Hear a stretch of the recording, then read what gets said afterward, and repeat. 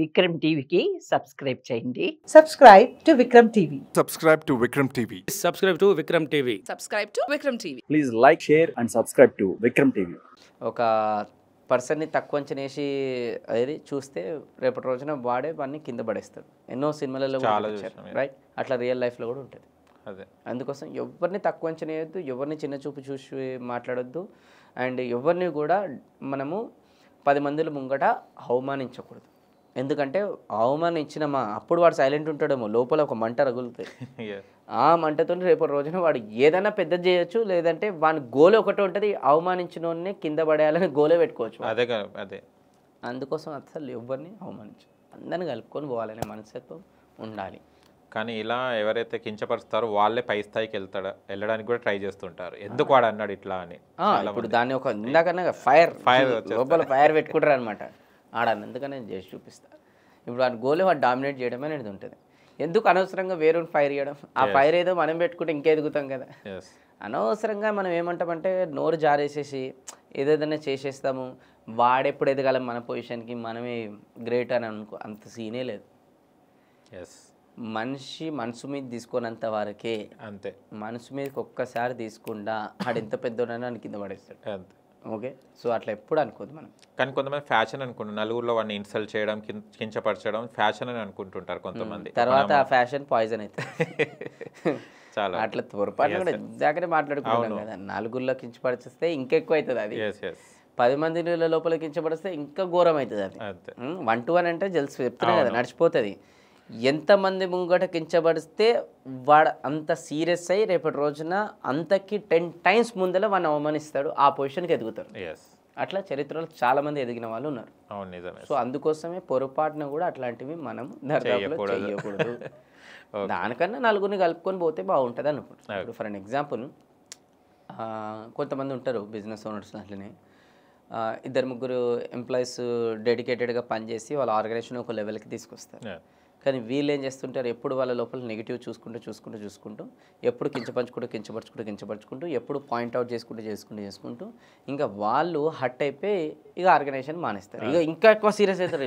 మా ఆర్గనైజేషన్ మానేసి ఇది చేసి వీడు ఇంకా నాశనం కావాలి, వీడు ఇంకా ఇక్కడ కెరియర్ దొరకద్దు, అది దొరకద్దు, వానికి ఏ క్లయింట్ దొరకదు అని ఇట్లా మైండ్ సెట్ ఇట్లా ఘోరంగా ఆలోచిస్తుంటారు అనమాట.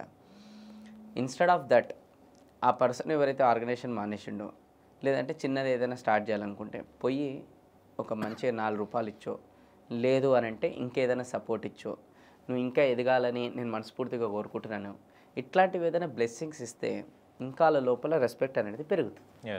అంతేగాని వాడు ఓంగని ఇక వాడు నాశనం అయిపోవాలి, వాడు ఎక్కడ ఎదగొద్దు, ఇవన్నీ పనికిరావు.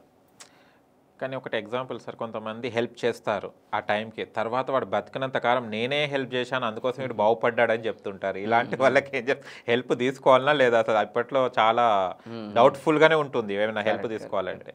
అంటే హెల్ప్ అనే దానికి చాలా మీనింగ్ ఉంది జనరల్గా. హెల్ప్ అనే దానికి నా దృష్టిలో మీనింగ్, ఎందుకంటే ఒక్కొక్కరికి ఒక్కొక్క మీనింగ్ ఉంటుంది ప్రతి దానికి. హెల్ప్ అంటే నా దృష్టిలో మీనింగ్ ఏంటంటే, ఒకరికి మనం హెల్ప్ చేసిన తర్వాత ఆ హెల్ప్ నుంచి మనం ఏమి ఆశించకుండా మనం హెల్ప్ చేసేది హెల్ప్.